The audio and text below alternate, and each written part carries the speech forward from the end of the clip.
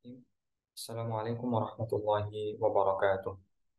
Bismillahirrahmanirrahim. Alhamdulillahirabbil alamin. Sallallahu ala sayyidina Muhammadin wa ala alihi wa sahbihi ajma'in. Subhanaka la ilma lana illa ma 'allamtana innaka antal alimul hakim. Wa inna ta'alluma wa ta'alima wa tadhakkura wa tadhkira wa naf'a wa intifa' wal ifadata wal istifadata wal hasanata masuki bi kitabillahi wa sunnati rasulih والدعاء إلى الهدى والدلالة على الخير ابتغاء وجه الله ومرضاته وقربه وثوابه سبحانه وتعالى أما بعد فقال المصنف رحمه الله تعالى نفعنا الله بعلومه وبعلوم مشايخنا في الدارين آمين السنة السادسة من الهجرة tahun ke-6 Hijriah atau tahun ke-6 setelah hijrah. Insyaallah pada pertemuan kali ini kita akan melanjutkan pembahasan kita seputar Sirah Nabawiyah. Kita mencoba untuk menelusuri lebih jauh kisah perjalanan hidup Rasulullah SAW, baik sebelum hijrah maupun setelah hijrah. Dan kita sudah sampai pada tahun yang ke-6 setelah hijrah di Madinah. Dan insya Allah pada tahun yang ke-6 ini kita akan mendapati beberapa peristiwa-peristiwa penting selain daripada peperangan yang sudah bisa kita katakan hampir setiap tahun ada. Lalu kemudian nanti ada beberapa peristiwa penting termasuk perjanjian Hudaybiyah yang mungkin kita pernah dengar atau sudah masyhur di telinga kita juga terjadi di tahun ke-6 Hijriah ini. Baik, kita coba untuk membaca apa yang disampaikan oleh Syekh Umar Abdul Jabbar dalam kitab ini. Wazawatuha Islamu Sumamata wa i'tirafuhu. Ya, jadi yang akan dibahas dalam tahun ke-6 Hijriah ini adalah peperangan yang terjadi pada tahun tersebut, lalu kemudian kisah peristiwa masuk Islamnya Sumamah, nanti kita akan baca siapa Sumamah ini, lalu kemudian i'tirafuhu, lalu kemudian akan dibahas juga bagaimana pengakuan dari Sumamah. Dan nanti kita akan ketahui bahwasanya Sumamah ini mulanya sangat membenci Nabi, lalu kemudian berubah ketika masuk Islam menjadi sangat mencintai Nabi, sangat membenci Islam sebelumnya, tapi kemudian berubah sangat mencintai Islam. Ya, antara beberapa pengakuan nanti kita akan bahas secara detail. Kita mulai dari pembahasan pertama, di sana Sadisati, ya, pada tahun ke-6 Hijriah, hadasat ghazwatu Bani Lahyat. Ya, terjadi peristiwa perang Banu Lahyat. Ya, Banu Lahyan ini adalah sebuah nama kabilah. Lighadrihim, ya, alasan mengapa terjadinya perang Banu Lahyan itu adalah karena pengkhianatan mereka. Ya, jadi Banu Lahyan berkhianat kepada umat Islam atau kepada Nabi Muhammad SAW secara khusus. Ya. Nah, dalam hal ini dalam sebagian riwayat dijelaskan bahwasanya Rasulullah SAW mengutus beberapa orang, ya, diantaranya adalah Asim bin Thabit untuk mengajarkan Islam kepada kabilah Bani Lahyan ini. Akan tetapi ketika utusan Nabi ini, para utusan Nabi ini sampai ke mereka, mereka justru menangkap utusan Rasulullah SAW, sebagian besar dibunuh, ya, langsung saat itu, sebagian besar dijual di Makkah dan nanti pada akhirnya juga dibunuh, gitu ya. Nah, ketika Rasulullah SAW mendengar kabar berita tentang utusan yang dipilih oleh Rasul sendiri telah dibunuh oleh kelompok Bani Lahyan ini, ya, artinya dalam hal ini mereka berkhianat. Lalu kemudian Rasulullah SAW mengumpulkan lebih kurang sekitar 200 pasukan, ya, 200 orang untuk menyerbu mereka, gitu ya, untuk menyerbu mereka. Akan tetapi dijelaskan juga di sini, ya, walam yakun fi harbun, tidak sempat terjadi ada mengangkat senjata atau adu senjata, li'annahum harabu, karena mereka keburu kabur. Maka dalam hal ini, ya, kita sering menemukan bahwasanya kelompok-kelompok munafik, lalu kemudian kelompok-kelompok yang memang musyrik dari awal, mereka memancing umat Islam untuk berperang, tapi ketika umat Islam sudah angkat senjata, mereka kemudian lari, ya, sehingga kemudian tidak terjadi peperangan yang direncanakan sebelumnya. Ya, kalau kita lihat dari beberapa kisah-kisah yang ada, ya, mengapa kemudian kelompok-kelompok munafik, kelompok-kelompok musyrikin itu takut dengan umat Islam kalau berperang?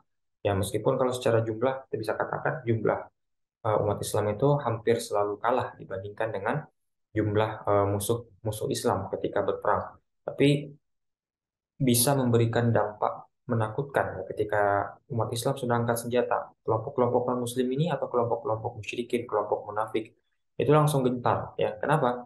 Karena sering juga kita mungkin pernah mendengar riwayat ya, mereka ini kelompok musyrik atau kelompok munafik itu dalam tanda kutip mungkin bingung ya perang dengan umat Islam ya. Orang kalau perang ingin cari menang, ingin cari hidup gitu ya. Sementara umat Islam kalau berperang ingin cari mati, justru dalam hal ini bukan ingin bunuh diri tapi ingin mencari menjadi seorang syahid ya, menjadi orang yang berjihad lalu kemudian mati syahid. Jadi berperang menghadapi orang yang memang bercita-cita untuk menjadi seorang syahid gitu ya. Nah, jadi berperang dengan orang yang memang mau mati. Jadi seolah beban untuk perang itu tidak ada bagi umat Islam ya. Karena kalaupun mereka menang, mereka akan hidup mulia ya. Kalaupun mereka mati dalam peperangan, mereka akan menjadi seorang syahid yang balasannya tentu sangat luar biasa. Jadi tidak ada beban berperang, rasa takut, rasa itu tidak ada ya. Jadi iskariman au syahidan ya. Hiduplah dalam keadaan mulia atau mati sebagai syuhada. Gitu. Sementara kalau kelompok non muslim atau kelompok musuh-musuh Islam ya ketika berperang mereka mengincar kemenangan segala macam, kemudian beban perang dan segala macam sehingga kemudian dari faktor psikologis inilah kemudian ketika ada berita akan terjadi peperangan antara muslim dengan non muslim, maka ya kelompok non muslim biasanya sudah gentar duluan, kita akan berperang dengan kelompok yang mereka memang mau mencari mati ibaratnya dalam bahasanya mereka ya, atau ingin menjadi seorang syahid dalam bahasa kita, sehingga kemudian banyak yang gentar seperti itu. Wa fiha hadatsat ghazwatul Ghabah. Lalu kemudian di tahun ke-6 Hijriah ini juga terjadi peperangan lain yaitu perang Ghabah istilahnya ya. Nah, Ghabah ini adalah suatu tempat ya yang letaknya di antara kota Makkah dan Madinah. Dalam hal ini peperangan yang terjadi di sini eh, disebabkan karena mereka ya kelompok yang diperangi oleh Rasulullah di perang Hobah ini mengambil atau merampas unta-unta umat Islam, unta-unta Rasulullah SAW. Bahkan mereka ini membunuh anak dari Abu Dzar Al-Ghifari ya. Padahal sebelumnya Rasulullah SAW itu pernah memberi hadiah kepada mereka. Ya, jadi ibaratnya ini kembali lagi sebagai suatu bentuk pengkhianatan ya. Rasulullah pernah memberikan apa namanya hadiah sebidang tanah ya dalam riwayatnya kepada mereka, tapi justru ketika apa namanya dalam waktu yang lain ya unta-unta umat Islam ya unta-unta Rasulullah justru dirampas oleh mereka, sehingga kemudian Rasulullah mengirim 500 orang pasukan, ya, 500 orang pasukan untuk berperang ya di perang Ghabah ini ya, dan hasilnya qutila fiha muslimun wa musyrikan. Dalam perang tersebut seorang muslim dibunuh ya, dalam hal ini mati syahid, wa musyrikan, dan dua orang musyrik ya, dari pihak musyriknya ada dua orang yang mati dalam peperangan. Wa fiha hadasat ghazwatul Hudaybiyah wa lam yahdus fiha harbun hifdzan ala hurumatil baitil haram. Nah, pada tahun yang ke-6 ini jugalah terjadi peperangan Hudaybiyah ya. Jadi Hudaybiyah itu apa? Hudaybiyah itu adalah sebuah sumur ya, atau nama suatu sumur yang letaknya di antara kota Makkah dan Madinah. Itu lebih dekat ke arah kota Makkah. Jadi sekitaran kota Makkah di antara Makkah dan Madinah lebih dekat ke Makkah ada sebuah sumur yang namanya Hudaybiyah. Jadi nama peperangan itu biasanya diambil dari sesuatu yang ada di dekat wilayah pertempuran itu. Ya, sebagaimana kalau kita pernah dengar ya, Badr ya, perang Badr. Badr itu kan mata air ya, sebuah mata air yang letaknya di antara Makkah dan Madinah. Uhud, perang Uhud ya, itu karena peperangannya terjadi di sekitaran Gunung Uhud gitu ya, karena Uhud adalah sebuah bukit atau sebuah gunung. Nah, begitupun Hudaybiyah itu nama sebuah sumur yang letaknya di dekat kota Makkah, di antara kota Makkah dan Madinah. Nah, disitulah kemudian hampir terjadi, kita bilang hampir terjadi karena tidak ada perang, tapi pada akhirnya peperangan Hudaybiyah ya. Jadi peperangan Hudaybiyah ini terjadi pada tahun ke-6 Hijriah seperti itu.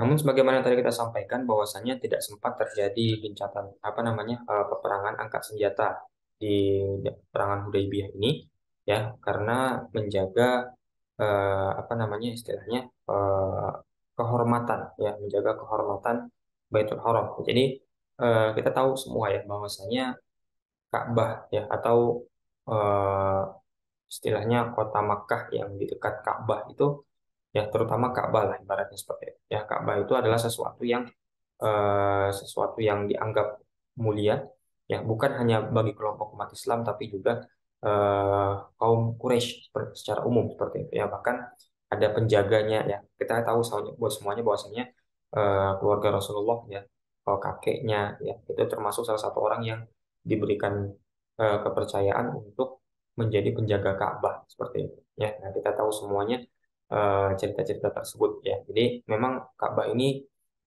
dianggap sebagai sesuatu yang dihormati oleh kelompok kaum Quraisy, sehingga kemudian kalau nanti terjadi pertempuran di dekat Ka'bah, ya dalam hal ini Hudaybiyah yang ada di dekat kota Makkah, maka akan apa namanya mengotori kesucian atau kehormatan daripada Al-Baitul Haram atau Ka'bah ini. Wa fi hadhihi sanati, nah pada tahun ke-6 Hijriah ini, ya nanti di sini kalau kita lihat ya dari setelah tadi peristiwa Hudaybiyah tadi, langsung lompat ke peristiwa lain terlebih dahulu. Nanti insya Allah setelah ini akan kembali lagi ke peristiwa Hudaybiyah ya. Wa fi hadhihi sanati aslama Sumamatu ibnu Usalah. Pada tahun yang ke-6 Hijriah ini juga masuk Islam seseorang yang bernama Sumamah ibnu Usalah ya, Sumamah bin Usalah ya. Nanti kenapa nama Sumamah bin Usalah eh, disebut dalam sirah ya? Dalam hal ini kan banyak orang yang masuk Islam, tapi kenapa kemudian Sumamah bin Usalah ini termasuk salah satu yang apa namanya sering disebut dalam sirah ya. Nanti karena kita akan kenal bahwasanya beliau punya ungkapan, punya pengakuan mengenai Islam seperti, dan cara masuk Islamnya pun memiliki suatu karakter yang khas seperti itu ya. Jadi kalau kita berbicara mengenai kenapa Sumamah bisa masuk Islam, itu pada mulanya pasukan Sariyah kita pernah bahas ya, ada Sariyah, ada Ghazwah. Kalau Ghazwah diikuti Rasul peperangannya, kalau Sariyah tidak diikuti Rasul. Jadi suatu pasukan Sariyah ya, suatu pasukan perang yang tidak ada Rasul di sana ya, karena namanya Sariyah, itu menangkap Sumamah bin Usalah ya dalam perjalanan ya. Jadi Sumamah bin Usalah tertangkap ceritanya. Lalu kemudian pasukan tersebut ya membawa Sumamah bin Usalah ini ke hadapan Rasulullah Shallallahu Alaihi Wasallam. Nah, Nah, di sini yang menjadi suatu hal yang penting adalah Sumamah bin Usalah masuk Islam bukan karena dipaksa. Ya, dalam hal ini dipaksa, kamu mau masuk Islam atau tidak? Kalau tidak masuk Islam, nanti kamu dibunuh, misalkan seperti itu. Tidak. Ya, tapi ditangkap lalu kemudian diperlakukan dengan baik ya, hingga kemudian ya kalau dalam bahasa kitabnya Ustaz Umar Abdul Jabbar mengatakan ba'da an amalahu Rasul sallallahu alaihi wasallam bi muntahal makarimil akhlak. Jadi Sumamah bin Usalah tertangkap, tapi tidak diperlakukan sebagaimana seseorang yang apa namanya ditawan ya. Tapi Rasulullah melakukan muamalah yang baik kepada Sumamah bin Usalah. Ya, jadi dianggap baik gitu ya, atau diperlakukan secara baik ya, secara manusiawi, dan tunjukkan akhlak-akhlak mulia bagaimana kepribadian Rasul ya. Sumamah bin Usalah pun melihat ya, saya di sini sebagai tawanan tapi saya diperlakukan baik ya, saya dihormati ya, bahkan saya melihat akhlak-akhlak ya, perbuatan-perbuatan orang-orang ini baik-baik kepada saya semuanya ya. Nah, karena itulah kemudian Sumamah bin Usalah ini masuk ke dalam Islam. Jadi Sumamah bin Usalah masuk Islam karena melihat akhlaknya Rasulullah Shallallahu Alaihi Wasallam ya, bagaimana dia diperlakukan meskipun statusnya sebagai orang yang ditangkap gitu. Nah, dalam hal ini kita bisa mengambil suatu ibrah, suatu pelajaran penting bahwasanya tidak selalu dakwah itu menggunakan kalimat yang keras ya atau kata-kata. Ya, kadang dakwah itu bisa ditunjukkan melalui perilaku.